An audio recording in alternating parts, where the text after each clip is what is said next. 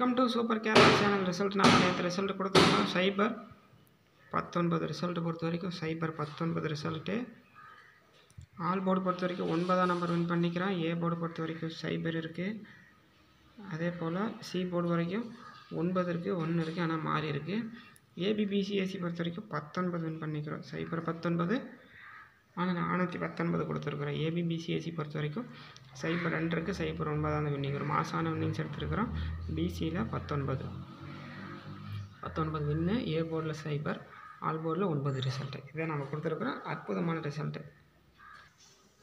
அடுத்து பார்த்திங்கன்னா சைபர் 6/10/2024 பார்த்திங்கன்னா